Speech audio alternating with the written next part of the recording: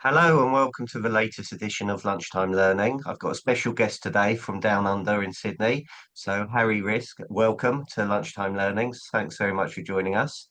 Um, Tell us a little bit about yourself. How did you get into agency? And then we'll talk about your coaching elite sales coach.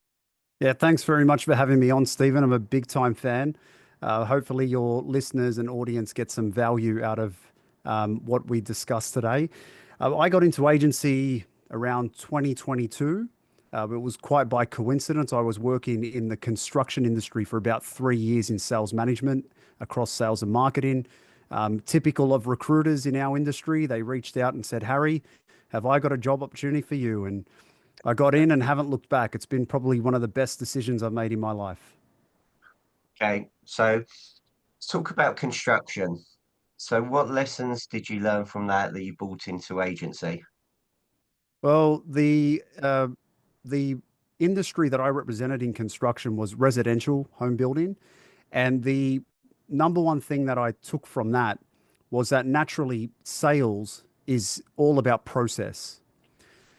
Now, myself being in sales for a very long time, I've always adhered to that structure, but seeing it from one industry to another, and I worked in financial services prior to that, seeing the processes operate the right way, the key there was if you bring on the right person and adhere to the right processes, you traditionally get consistent traction and consistency in your output. And that was a really important lesson because in the construction industry in particular with residential, it's quite an emotional transaction for people.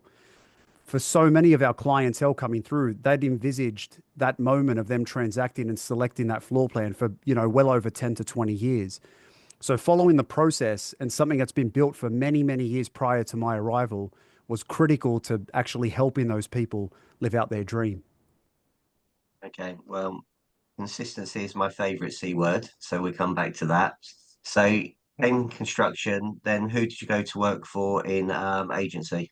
Yeah, so I started my career at Ray White, and the first thing that I noticed when I came into agency was that I have a specific sales philosophy, which we'll talk about and unpack soon enough. But my sales philosophy is that sales is made up of only two elements. The first element is called personality. And the personality is basically your likability, your transparency, your charisma, your authenticity. It's the attributes that you're born with. The second element to sales is called process, which is methodology, CRM, sequence, proven methodology in the past, all of the things that you can be taught. They're the technical skills. Now, the key to your favorite word, consistency, is actually bringing both personality and process at 100% every single day. The thing that became glaringly obvious to me when I started in agency was that I'd never in my 15-year career seen such a high level of personality, yet such a low level of process. And that's where the sort of penny dropped for me. And I thought to myself, if I can help these wonderful people navigate better processes, it's a win-win-win. It's a win for the client, it's a win for them, and it's a win, obviously, for the buyer at the end of the day. So my eureka moment occurred very early from when I entered agency, and that naturally led to my transition into my own business. The wonderful thing about Ray White is it's such a tight-knit network that very quickly the work I was doing at one agency was naturally being shared in their network, and I was in hot demand. And naturally, that's where I started my first client base and started to grow that using that same fundamental principle, personality and process. Get the right people, teach them the right methodology and process, and naturally, all things take care of themselves. Okay, thank you. Where'd you find the right people? That's a fantastic question. There's actually a new business coming to us down under very, very soon, which is specializing in identifying the right talent so that we can then give them the process. I'm of the natural belief that good talent exists in the personality, and we need to identify them as early as possible, uncorrupted. And what I mean by that is, I was fortunate enough to start my sales career straight out of university. It was a concept that was born from the UK around bringing the right personalities through and then developing process and using them to then sell off to other organizations. I was taught process in house, free of any corruption. Now, the traditional challenge in estate agency is that we naturally have people who we want to have experience because we're so time poor. It's quite a challenge to recruit people, give them the training, the nurturing, the coaching. So we traditionally look for people with experience. The problem with that is most of the agents that we're recruiting generally come with some form of baggage, whether good or bad. They can't help what they were taught, and they will generally come through. And that sometimes has a corrupting effect on that culture that you're trying to create. And as you would know, Stephen, culture is created sort of from the top, but it's unearthed from the people down the bottom who buy into it. So you can set an ethos. Your ethos could be we serve the community, we're transparent, and we're fun, as an example. Now, you can hire someone with the right personality that encompasses those values and build the process for them to only ever adhere to that, and your organization will naturally flourish. The problem becomes when you hire someone with experience in agency who doesn't embed those values, well, you're naturally going to have what we call a cultural clash. And again, it's that sort of that trade-off where you've got to decide, I've got to invest in time at the sort of younger level. And by young, I don't mean age, I mean by experience. And I've got to develop them to keep and preserve my culture and my ethos. Or do I get someone experienced and sort of fingers crossed and hope that they work out? I'm a big believer in the first school of thought. I think if you do the hard work early and you bring through the younger class based on the ethos and the values that you want, you're building a really sustainable model, and that naturally gets to flourish in your local community. And where would you find these people? Where'd you go out and find them? Yeah, preferably, I would say someone who's just finished university. I'm a big believer that you should be standing on campus with a really big sign that says, who wants a job, right? I mean, you think about it logically, people are at university because they want to obviously enter the workforce. They're investing in their development for that reason. Many of them are looking for a job. There are so many great personalities there.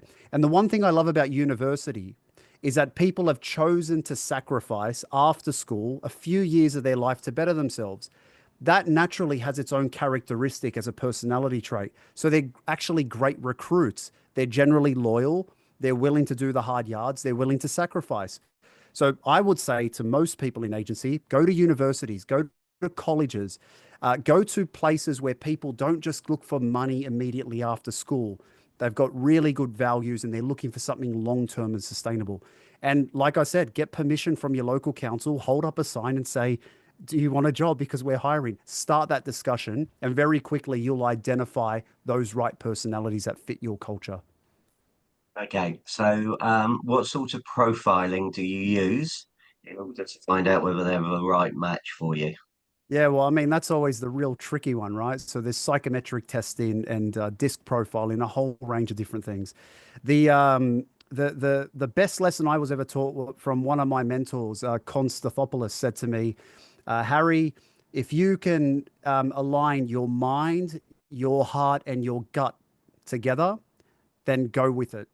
And sometimes that's that instinctive feeling that we naturally get. So when you're dealing with people, you're looking for logical traits. You're looking for emotional traits, and you're naturally looking for that feel trait, that gut feel. And sometimes you get that vibe with the right person. And if you can tick those three categories or those three boxes, it's generally more likely to work than other. But I have a very specific technique. Some people won't like this, but I'll share it with you and your audience, Stephen. I would naturally run the interview process quite casually. Now, towards the end of the interview, I would say to them, if I could offer you the job and start on Monday, would you accept? Now, 95% of them say, Harry, I'd be delighted to. That'd be wonderful. I'm happy to start on Monday. Now, as soon as they give me that answer, I then sort of flip the position and I go, look, before you actually give me your commitment, let me tell you the truth about this job. And I'd paint them a really tough picture, a picture of, 10-hour work, 6 days a week, minimal commission to start, really serving the community, door knocking, a whole range of different things. Nothing grim, but just painting them a picture of what's expected from a hard working point of view early on. Once I've painted them that picture, I'd then say to them, go and process what I've said to you and let me know on Tuesday if you're still interested. you'd be shocked that probably 80% of people drop out by that point. And so, sometimes people tell you what they want to hear in the interview, but until they actually taste the occupation and what's required, that's the reality check. And sometimes you've really got to be transparent in your discussion with them about what's in it for them. Because naturally, people will see a television show or listen to a podcast and go, oh, yeah, I could do that. I could be a millionaire. I'm really good. I've got the gift of the gab. The reality is, it's not as simple as that. There is a lot of hard work required. There's a lot of trust that's required from your community. There's a lot of transparency, and it requires a lot of grafting. If we are not transparent as business owners to paint them that picture, we're really setting ourselves and up for failure really early in the piece. So thank you. Let's talk about process. Yes. Okay, so you mentioned one of the best agents in Australia there, Con. And Con is absolutely exceptional. And I had the pleasure of meeting Con in May when I was over for Eric. And spent half a morning with him, and he's recently done some work with me as well. Absolutely exceptional. Um, and his processes are great as well. So why is it so important to have processes? What are the best processes that you've seen? Mhm. Um, and if we could, can we talk about the process for lead generation and how to get a higher fee? Absolutely, absolutely. Let's start with the first one. Naturally, I'm not a estate coach. I am a sales coach, and my discipline and focus is on sales. Now, sales is quite universal in its process, and I'll give you a really easy and simple answer to that, Stephen, in that we naturally in sales look for a transaction. Now, before a transaction occurs, it lives in a spot before that, which we call our pipeline. Before it gets to the pipeline, we need to do something called activity or input. And prior to input, we need time to do it. Now, so you reverse engineer the transaction back to the timepiece. Well, the processes required in sales are number one, very good structure and time management. That allows you the ability to do activity and tick what we call your KPIs or your input daily. If you take care of that more times than not, you're populating your pipeline, and your pipeline organically over time leads to transaction. It's quite sequential and it's quite simplified. What we do as human beings is complicate things. We go on our instinct, we throw the process out the door, and we just get in there and go, today I'm going to have a great day. What we need to do is rely back on these simplified processes and plug ourselves into them on a daily basis. Now, the missing element in this sequence is the coach. Because what a coach does is hold them accountable to these 4 steps every single day. And one of the wonderful things that I get to experience daily with my clients is that they report in early on what they're doing with their time, and they finish with a log with me every single day on what they accomplished today, and we get that full measure of the sequence. So that's what I like to call the simplified process of navigating through any form of sale, including in real estate. Now, the great thing about estate sales process is that naturally, the heavier the activity, the greater the return. And we know this quite evidently. Where people are inconsistent is that they'll have one really good day throughout the week, and that's not enough. Now, naturally, we carry heavy stock. As our stock increases, we then deviate our time, which means that we have that spike of going up and then down and those inconsistencies. And the key is remain consistent in your input because it naturally leads to that flow. I don't have time for all of this structure, time management. Yeah. Somebody wants to see a property. I thought you think you were thinking I was going to say Stephen doesn't have time for this podcast. No, you're okay. I saw your face change there. Um, I'm writing a book. It's called The Excuses of Estate Agents, and I'm on page 881 because I hear every excuse under the sun. I agree. What gets scheduled gets done, very Yeah. simply. So, but all I hear is, I can't do it this time. Somebody wants to see a property at this time. They Mm. can't see it at any other time. How would I overcome that? Yeah, it's a wonderful one. Naturally, the first objection I get in coaching is around time. And that's why I generally start my coaching processes around structuring their time and getting them aligned. It is a challenge. We do have to accept some form of agility. We do need to become a little bit mobile and agile, right? Because there are times that people need to, as you said, show a client at a specific moment or a property or handle things at a certain time. I say to my clients all the time, if someone calls you out of the blue and says, "Hey, look, I'm selling, I need you here right now," you naturally drop what you do and prioritize that. But in being agile, we're blessed these days, Stephen. We have digital calendars. You can move things around. The key to this is if you make a commitment to input per day and it's programmed in your calendar, live to that commitment.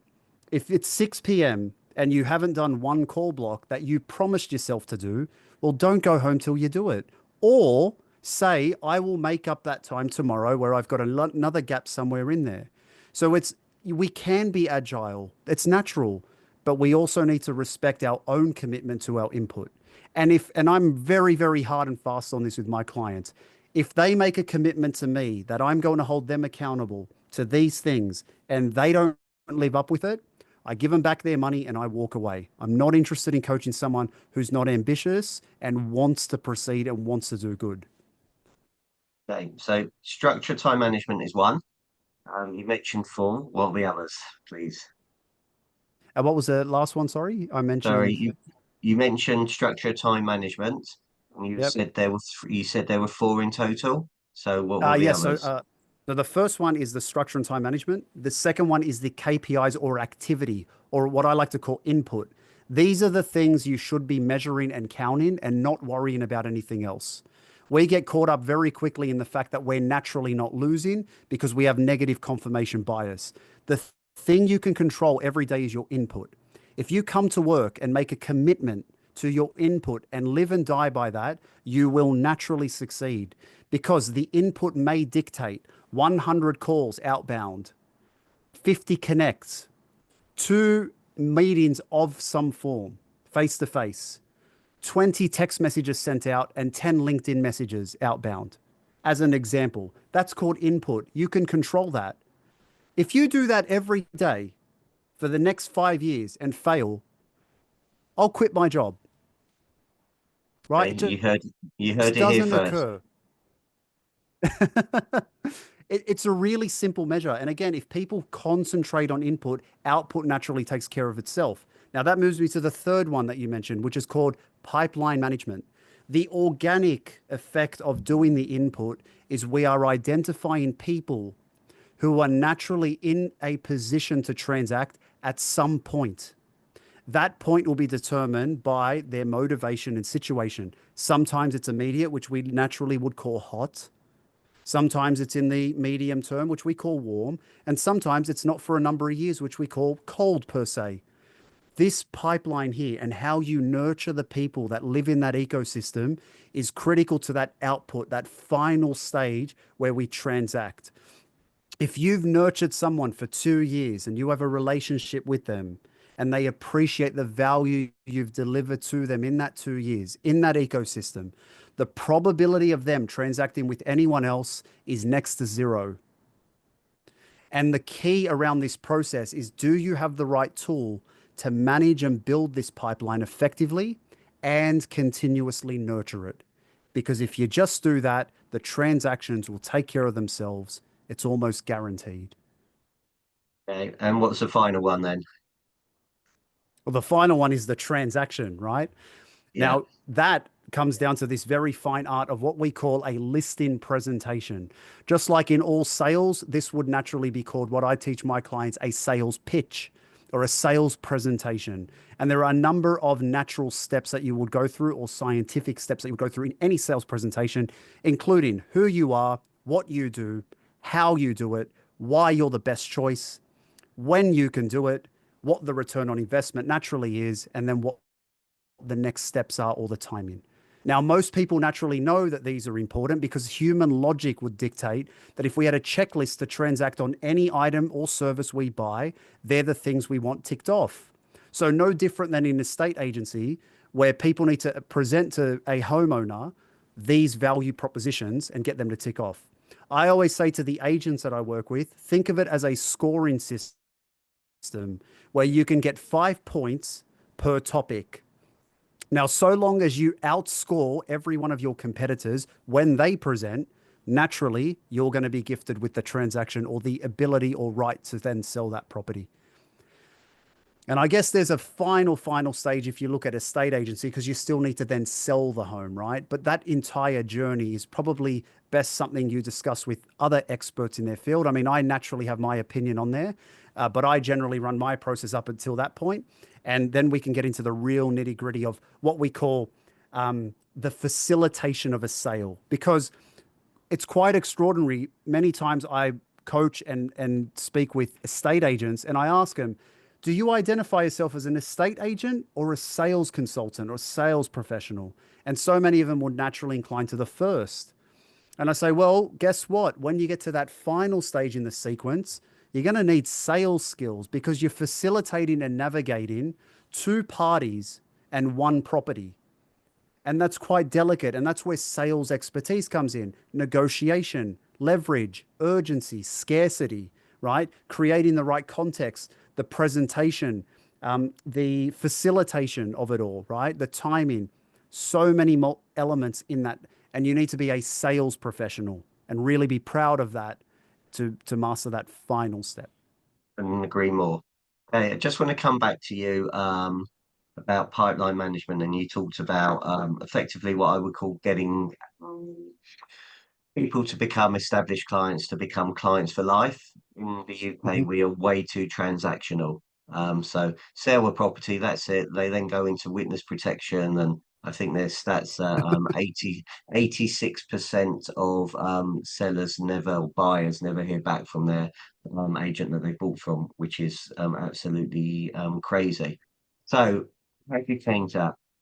What's your Well, system and process for having a client for life? Well, the very first thing is that you can't change this. You can't change the personality.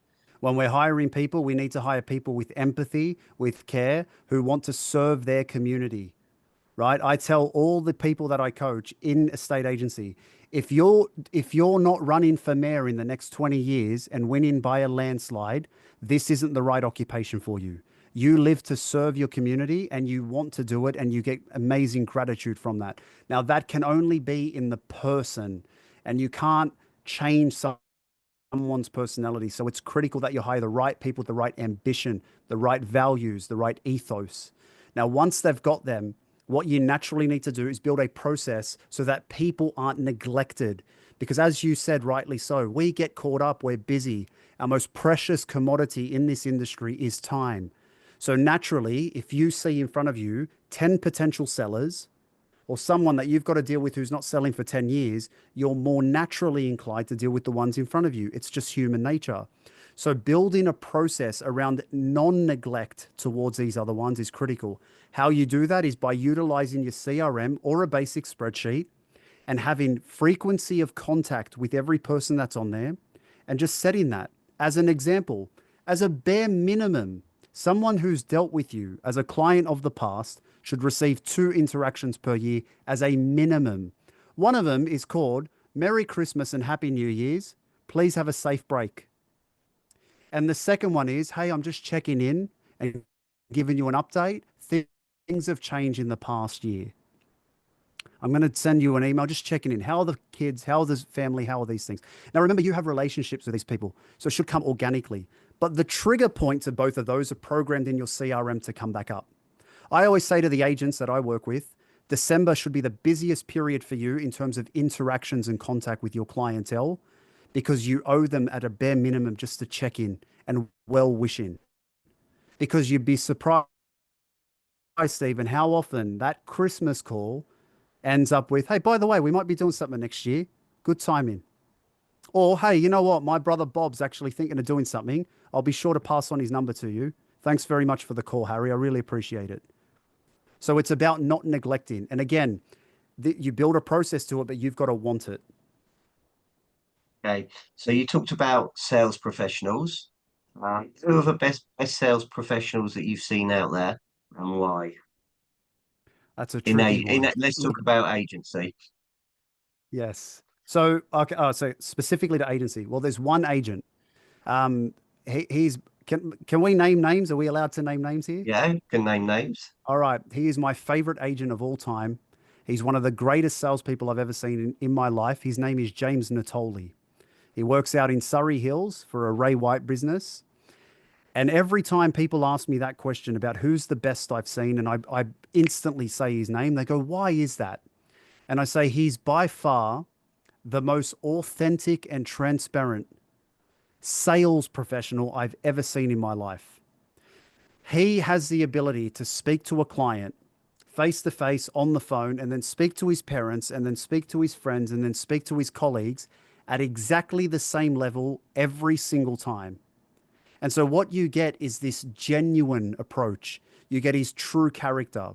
And people, as you know, in this industry, sign for the person. I always say to people in agency, what you're doing when you're meeting a client or a prospect is a job interview. It's a short contract, but it's a job interview. And what people traditionally want to see from you at a job interview is, who are you? And show us your true self. And this agent does it so phenomenally well, and he's so consistent at it, that I would say to most people, try and model the person you are on how this person operates. And there are many more who operate in that way in fashion, but at the end of the day, he doesn't have to go out of his way to change who he is. He brings his personality and he follows his process to a T. And he's absolutely world class. I wish I could bottle him and sell it to the world. You talked about having a mentor earlier, Con. Um, Obviously, you're a sales coach. Why do you think it's important to have a coach and mentor to support you? Well, it's funny. I remember when Con and I first met, and we spoke about this concept in itself. And Con, as you know, is a very, very well-learned man. He invests a lot into his professional development. And we spoke about the concept of the Johari window. I'm not sure if you're familiar with it, but the Johari window is basically a self-reflection and self-assessment tool. It's something that I'd advise everyone to look up after this. And in that, there are four categories or four boxes, similar to disc profiling. There is one box in that category that says things are known to others and not known to you, which we call the blind spot. And every human being has them. So naturally, my blind spot can never be felt, seen, or heard by myself because it's naturally a blind spot.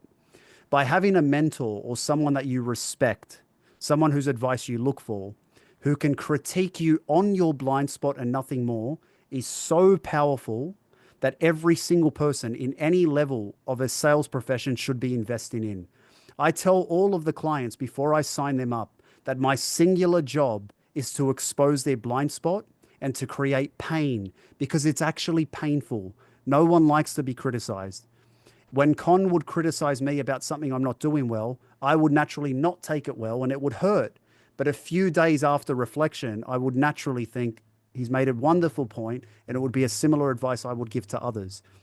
And I have quite a number of different mentors that I respect and look up to across the multitude of industries I work in. And I always ask them to expose my blind spot. And my advice to anyone listening is that if you don't have a coach, or you don't have someone who you can trust and entrust to unpack your blind spots, you need to get it, because it's the singular best investment you'll make to your own personal and professional development. How do you spell Jara, please? A Johari, Johari, and it's a fusion of two names. I believe the first one was Johan, and I've forgotten the second one. Concept developed in 1955 or thereabouts. It's a wonderful, wonderful window. It's called the Johari window. It really goes through these in detail, and it's absolutely critical. Okay, brilliant. Thank you. You also talked about checklists. Okay, so you go on a plane. The Mhm. pilot has every checklist before you take off to make sure you're safe. Yep. Um, Agents tend not to have too many checklists. I say the best do. Yep. Um, how do you change people's habits to get those checklists done? That's going to make a massive difference to their business. Well, that's a really good question. What I traditionally do in my coaching method is I try to simplify it, because naturally they want things simplified. So there are a few tools that I give them that just makes it easy. One of the checklists I get them to do is to fill in what I call a performance tracker at the end of every day. Now, I've timed this, it only takes them 13 seconds. The best advice I can give people who don't want to use checklists or don't feel inclined to do it is utilize technology. There are so many wonderful artificial intelligence tools these days that you can take with you to do a lot of this for you. As an example, there is an AI reader to the meetings that you can have on Zoom that literally summarizes the meetings and action items and sends them to you almost instantaneously after your meeting. Why not use that in your listing presentation? One of the other things that works really well is having a paid assistant in your office that can help you with the things that you're deficient at. A lot of the times I'm coaching people, I say, what are your strengths and how do we enhance them? And whatever your weaknesses are, let's not focus on growing them per se. Let's try and offload them. Let's try and delegate them where possible. And again, the great thing about the modern era, Stephen, is that there is tech for almost everything you can think of that we can unload. And if we do this really well, we can then focus on their strength. The number one thing that's growing in the modern era is that human beings want more human interaction.